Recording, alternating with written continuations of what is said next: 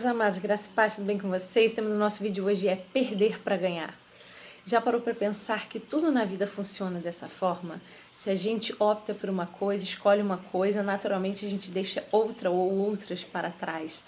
Precisamos sempre abrir mão de algo, renunciarmos algumas coisas a fim de conquistarmos outras maiores e melhores, de preferência, e isso leva um certo período de tempo, em tudo na vida. Para a gente se preparar para uma profissão, a gente precisa fazer uma universidade, um curso, ou se a gente quer se dedicar ao propósito de Deus, a gente precisa estudar a palavra, assistir mensagens, fazer cursos também, enfim. E a gente abre mão de um tempo de lazer ou de um tempo de um passeio, de qualquer outra coisa que talvez a gente quisesse fazer para se dedicar a algo que lá na frente, a gente vai colher esses frutos. Então é realmente necessário sempre perder para ganhar. Até a própria palavra de Deus fala sobre isso.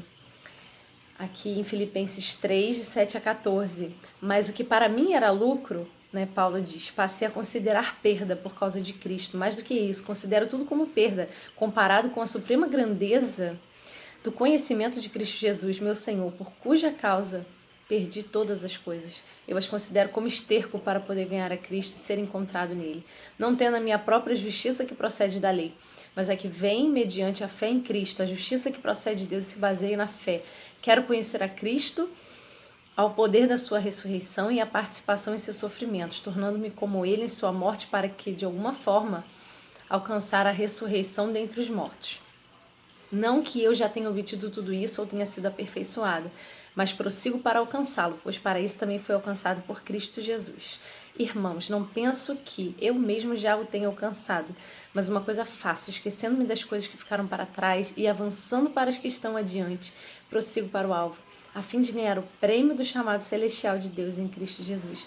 Como é lindo esse versículo, Como chega um momento das nossas vidas que a gente entende o amor de Deus por nós, entende o nosso propósito de vida e a gente está disposto a abrir mão de qualquer coisa que se coloque contra a vontade de Deus para as nossas vidas, de pensamentos, de hábitos, atitudes. A gente realmente se dispõe a se livrar de tudo que nos impede de viver o melhor de Deus e, por fim, nos encontrarmos com Ele, com o Pai, no dia em que nós deixarmos esse mundo. E ao longo dessa jornada cristã, nós necessitamos inicialmente renovar a nossa mente, renunciando, rejeitando, repreendendo todo pensamento, visão, palavra, emoção, sentimento que se coloca contra a vontade de Deus para nós. Portanto, irmãos, rogo-lhes pelas misericórdias de Deus que se ofereçam em sacrifício vivo, santo e agradável a Deus. Este é o culto racional de vocês. Não se amoldem ao padrão deste mundo, mas transformem-se pela renovação da sua mente, para que sejam capazes de experimentar e comprovar a boa, agradável e perfeita vontade de Deus.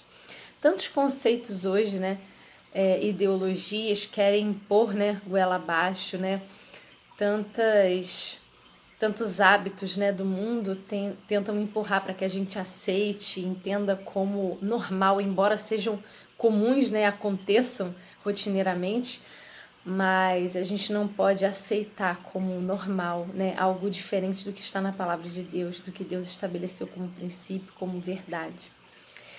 Pois, embora vivamos como homens, não lutamos segundo os padrões humanos. As armas com as quais lutamos não são humanas, pelo contrário, são poderosas em Deus para destruir fortalezas, destruímos argumentos e toda pretensão que se levanta contra o conhecimento de Deus, e levamos cativo todo pensamento para torná-lo obediente a Cristo, e estaremos prontos para punir todo ato de desobediência, uma vez completa a obediência de vocês. A gente tem que ter em mente esse versículo sempre que formos tentados a fazer algo que não é da vontade de Deus, ainda que não seja um pecado, mas seja algo que Deus não quer que a gente faça. A gente deve levar cativo todo o pensamento à obediência de Cristo e para que possamos nos alinhar novamente com a vontade de Deus.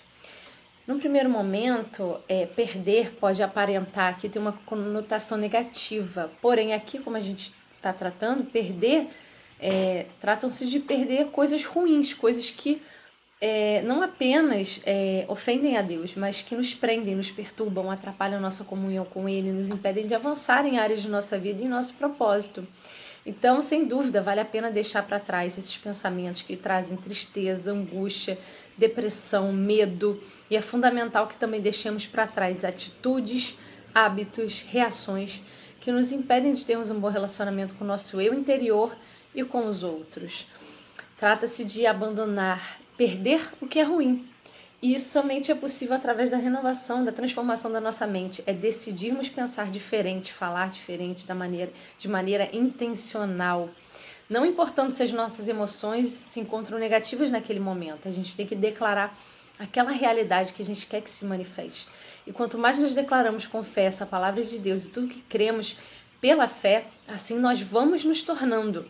Essas palavras, elas vão, por mais que a gente fale só racionalmente, né, só declare, nossos sentimentos vão se alinhando e a gente realmente vai se sentindo dessa nova forma, conforme a gente vai declarando.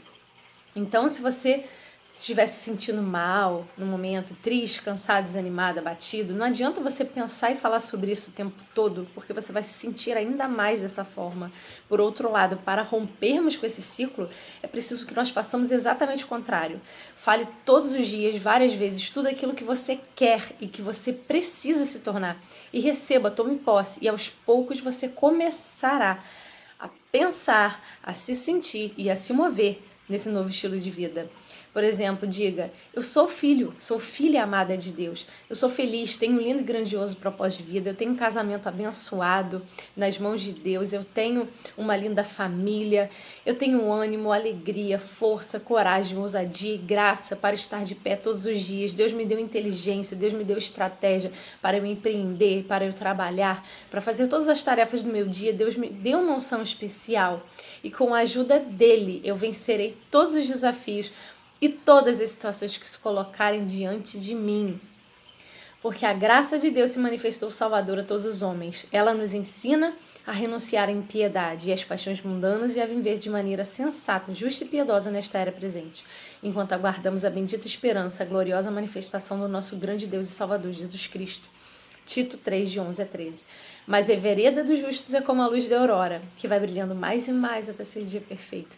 Nenhum de nós é perfeito, mas estamos neste caminho de nos tornarmos cada dia mais semelhantes ao caráter do nosso Senhor Jesus Cristo. Fui crucificado com Cristo, assim já não sou eu quem vive, mas Cristo vive em mim. A vida agora viva no corpo, vivo-a pela fé no Filho de Deus, que me amou e se entregou por mim.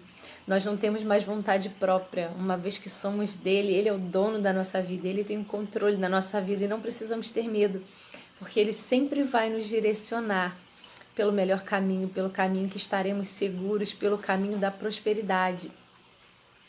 Irmãos, vocês foram chamados para a liberdade, mas não usem a liberdade para dar ocasião à vontade da carne, pelo contrário, sirvam uns aos outros mediante o amor. Gálatas 5,13. Por isso digo, vivam pelo Espírito, de modo nenhum satisfarão os desejos da carne. Gálatas 5,16. Então Jesus disse aos seus discípulos, se alguém quiser acompanhar-me, negue-se a si mesmo, tome a sua cruz e siga-me. Lembrando que essas renúncias que a gente faz, né, essas perdas que a gente tem para ganhar novas coisas em Deus, a gente não faz sozinho. O Espírito de Deus é quem nos dá poder e dá força para que a gente consiga perder para ganhar. Pois se vocês viverem de acordo com a carne, morrerão. Mas se pelo Espírito fizerem morrer os atos do corpo, viverão. Romanos 8,13.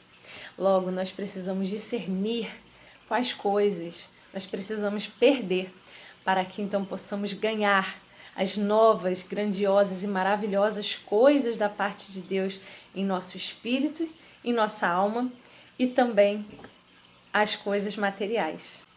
Para finalizar, Filipenses 4,19, na nova tradução da linguagem de hoje. E o meu Deus, de acordo com as gloriosas riquezas que Ele tem para oferecer por meio de Cristo Jesus, lhe dará tudo o que vocês precisam.